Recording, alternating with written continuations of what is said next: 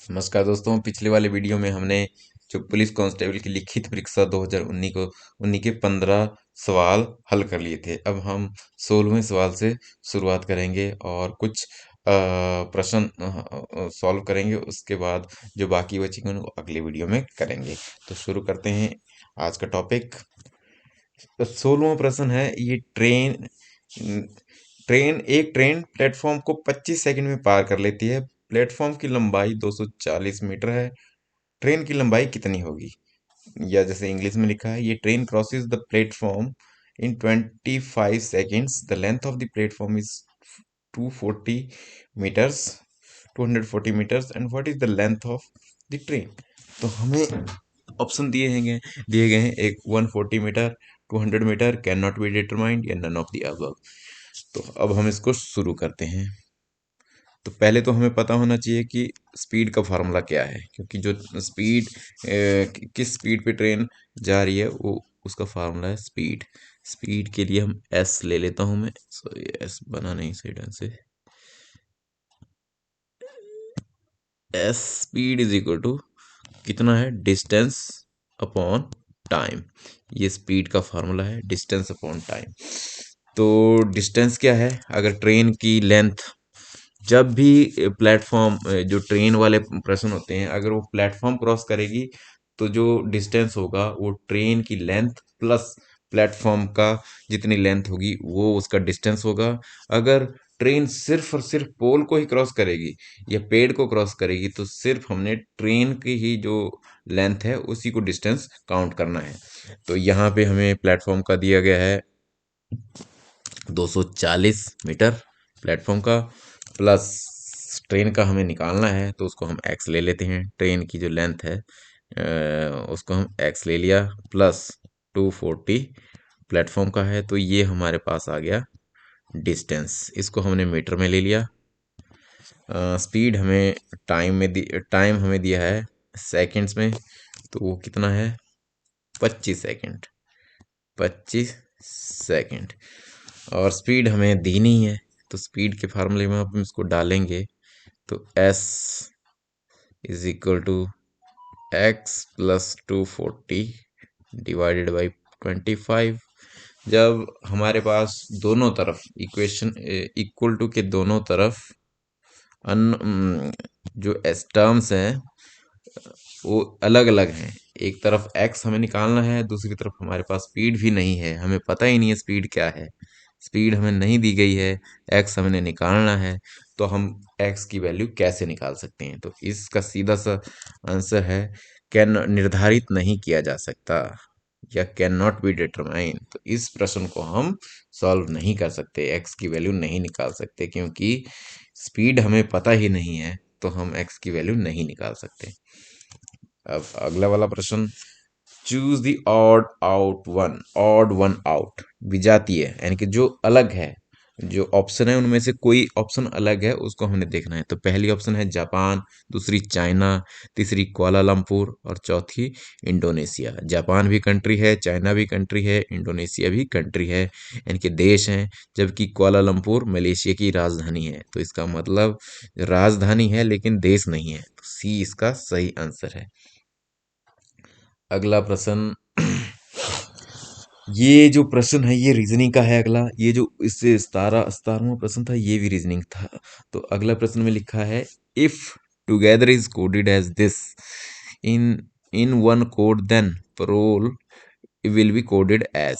अब हमें पहले जो टुगेदर है उसको डिकोड करना है, फिर हम जो प्रोल है उसको कोड कर सकते हैं दोबारा से। तो पहले हम इसको देख लेते हैं कैसे करना।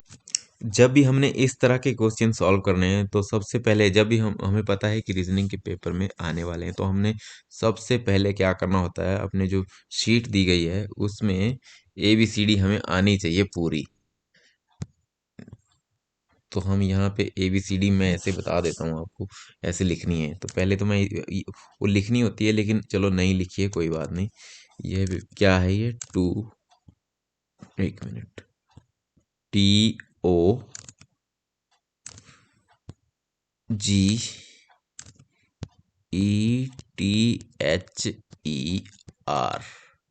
इसको किस में कर दिया गया है, आर, टी का आर बन गया, ओ का क्यू बन गया,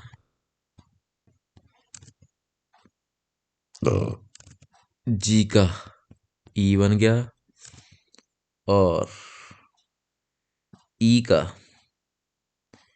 का जी बन गया। जी और टी का आर बन गया, एच का जे बन रहा है, ई का एच का जे बन रहा है, ई का यहाँ पे सी बन रहा है, और आर का टी बन रहा है। तो जो पहला है, पहला पीछे की तरफ जा रहा है, जैसे P Q R S T, जैसे P Q R S T, तो टी से कितना माइनस जा रहा है, -1। -1 जब हम करेंगे, -1 नहीं सॉरी, -2 जब हम करेंगे तो हम कहाँ पहुंच जाएंगे, आर पे। तो यहाँ पे -2 जा रहा है। अब ओ पे भी लगा देते हैं। ओ कहाँ जा रहा है, ओ आगे की तरफ जा रहा है, अगले वाले में ओ आगे की तरफ जा रहा है। देखो कितना गया, +1 किया तो यहाँ पहुंचा, +2 किया तो 2 पे, ये +2 पे जा रहा है। और अगले वाला फिर पीछे आ रहा है। अब हम इसको फिर देख लेते हैं, जैसे है ना, ई, या सी से लिखते हैं, C, A B C D, D E F G, यानी कि ए, इसमें प्लस किया, एफ पे पहुंचे, फिर पीछे की तरफ जा रहा है ना जी से, एक ये -1, ये -2, तो ये कितना है, -2। ये सीरीज बन रही है, पहले -2, फिर +2, फिर -2, फिर अगले वाला फिर +2, यानी कि ई और ई का जी बन गया, फिर अगले वाला फिर -2, ये इस तरह से सीरीज बन रही है। फिर अगले वाला फिर +2, फिर अगले वाला फिर -2, पीछे की तरफ जा रहा है ना, सी की तरफ, फिर अगले वाला फिर +2। तो अब जो हमारा अगला होगा, 1 मिनट, अगला जो हमारी है, जो हमें दिया है वो क्या दिया है, अब हमने उसमें सिंपल उसको प्लस माइनस वैसे करना है। वो है पी, किसी और कलर से लिखता हूँ, हमें पता चल गया, मैं मिटा देता हूँ इसको। पहला सीरीज क्या बनी, जितना भी होगा, पहले वाला +2, दूसरा -2, बस ये है सीरीज हमारी। तो अब मैं लिख लेता हूँ क्या है, P A R O L E, इसमें +2 होगा, इसमें -2 होगा, इसमें फिर +2 होगा, इसमें -2 होगा, इसमें +2 होगा, इसमें -2 होगा। तो +2 जब प्लस, पहले सॉरी माइनस था, मैंने वहां पे गड़बड़ कर दी है, वो ये थोड़ा पहले वाले में पीछे की तरफ गया था टी से। तो पहला -2 है, 1 मिनट, -2 है, यहाँ पे माइनस था और यहाँ प्लस था, -2, फिर +2, -2, +2, एल भी है, ओ एल, एल भी है यहाँ पे, है ना, इस तरह से। तो पहले में पी में -2 करेंगे तो पीछे की तरह जाएगा। तो पी से पहले क्या आता है, MNOP, -2, 1 2, एन आ गया। अब ए में +2 करेंगे, ABC, सी, यहाँ पे सी आ गया।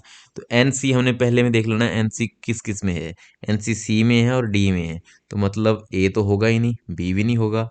तो अब हमारे पास अगला देखते हैं, अगला करके अभी हमारे पास दो ऑप्शन रिजेक्ट कर दिए हमने। तीसरे वाले में आर -2 है, मतलब आर से पीछे की तरफ जाएगा। P Q, PQRST, P, P आएगा इसका, तो पी आएगा यहाँ पे। यहाँ पे NCP है, कहीं पे डी में है, तो अगले वाले हमने कैलकुलेट नहीं करने, टाइम बचाना है, तो इसका आंसर डी है। वैसे अगर आपने ए बी सी डी शुरू में लिख ली होगी पूरी, या इसके और भी जो हैं जब मैं रीजनिंग वाला करवाऊंगा तो जैसे होता है ना वॉवेल वाले, ई ए ई आई ओ यू, वो अलग से लिख के उस तरह से भी हो जाता है। मैं बताऊंगा आपको, या पहले वाले जो 13 हैं उनको एक तरफ लिखना, दूसरे वाले दूसरी लाइन में लिखना, उस तरह से तो हम उसको आसानी से कर सकते हैं। जैसे इसमें सीरीज बनी थी -2 और +2 की। पहला पहले वाले में -2 हो रहा है, दूसरे वाले में प्लस हो रहा है, +2 हो रहे हैं, इस तरह से ये चल रही थी। तो इसका आंसर हमने निकाल दिया डी। अब अगला प्रश्न देखते हैं।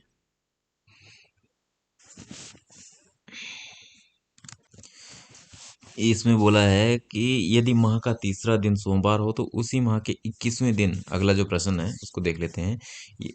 यही मैं 19वां प्रश्न देख रहा हूँ। यदि माह का तीसरा दिन सोमवार हो तो उसी माह के 21वें दिन के पश्चात पांचवा दिन कौन सा होगा? तो पहले तो हमें जो तीसरा दिन है वो सोमवार दिया है, तो पहला दिन कितना होगा वो हम देख लेते हैं। यहाँ पे इसको हमें उसी महीने का बोला है, तो सबसे पहले हमें क्या बोला है, 21 के बाद पांचवा, तो 21 + 5 26वां, जो 26वां दिन है वो हमने निकालना है। तीसरा हमें दिया है, तीसरा दिया है, तीसरा है, क्या है तीसरा? सोमवार है, या मंडे लिख लेता हूँ मैं इसको, MON। ठीक है, तो पहला कितना हो गया? दूसरा सैटरडे हो गया, पहला सैटरडे हो गया। फर्स्ट जो है उसका सैटरडे हो गया, फर्स्ट के बाद एट्थ भी सैटरडे हो गया, एट्थ के बाद 15th भी सैटरडे हो गया, 15th के बाद 22nd भी सैटरडे हो गया। 7 7 दिन के बाद है ना, हमने वही निकाल लिए। सैटरडे हो गया। अब 22 सैटरडे हो गया, तो 22 के बाद 4 दिन 26 में आ गए, तो 26 सैटरडे के बाद 4 दिन बाद क्या आएगा? तो वेडनेसडे आएगा। या आपने इतनी आसानी से आप इसको कर सकते हैं। तो हमें आंसर मिल गया वेडनेसडे। इस तरीके से आपने इसको करना है। अगर पूछा है ना आफ्टर या उसके पश्चात, तब हमेशा आपने ऐड करना है। अगर उसके बिफोर पूछा होता तो आपने क्या करना था, यहाँ पे इसकी जगह माइनस करना था। बिफोर, अगर बिफोर पूछा होता तो आपने माइनस करना था। फिर जब माइनस करते तो 16 आता, ये सॉरी 16 नहीं आता। जित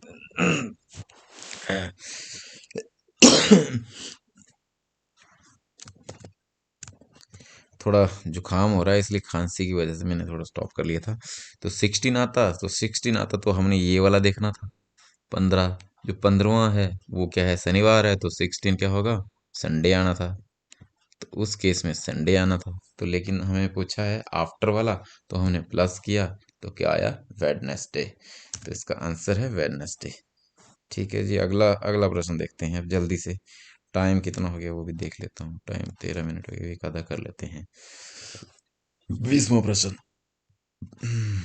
Among five boys, Basant is taller than Manohar, but not as much as Raju. Jayant is taller than Pradeep, but smaller than Manohar. Who is tallest?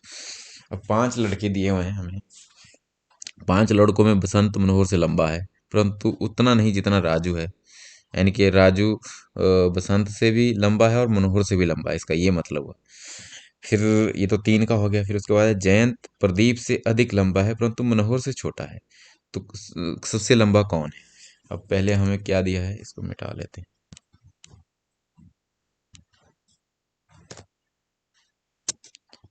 5 लड़के हमें दिए हैं। पहले तो मैं 5 लाइनें लगा देता हूँ। 1 मिनट, लाइनें भी नहीं लगाते, ऐसे लिख लेते हैं। कौन कौन दिया? बसंत, बसंत के लिए हम बी लिख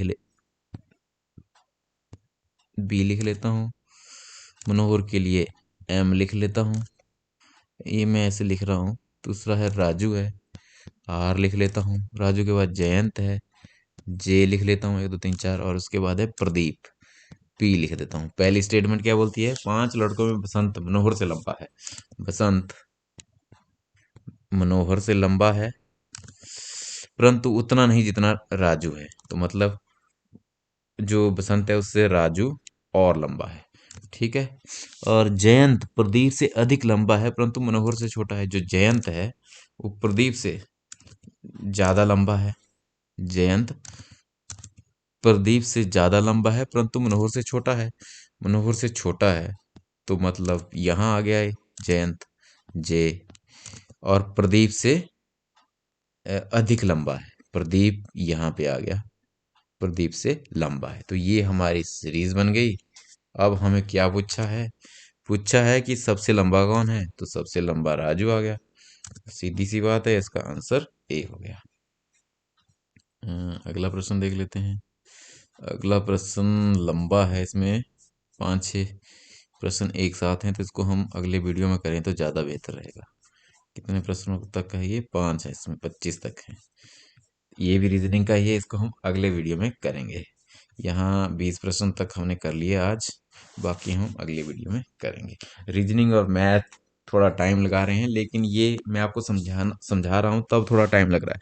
अगर आप यही इसी तरीके से जैसे मैंने करवाए तो आप जल्दी कर सकते हैं, क्योंकि 1 घंटे का टाइम है, बहुत ज़्यादा टाइम होता है। सिर्फ मैथ और रीजनिंग वाले जो पोर्शन है उसी में समय लगेगा, बाकियों में कोई समय नहीं लगता है। जैसे हिंदी, इंग्लिश या जो करंट अफेयर है उसमें कोई ज़्यादा समय नहीं लगता, तो 1 घंटे में आप बड़े आराम से सारे प्रश्न हल कर सकते हैं। ये जो बैंकिंग वाला होता है उसमें ट्रिक्स, शॉर्टकट, आपको जब आप प्रैक्टिस ज़्यादा करते रहते हैं तो आप जल्दी से जितनी आप प्रैक्टिस करेंगे उतनी जल्दी आप प्रश्न को अच्छे से जल्दी और अच्छे से सॉल्व करेंगे, जो ये रीजनिंग और मैथ के होते हैं। आज के लिए इतना ही। Thank you very much.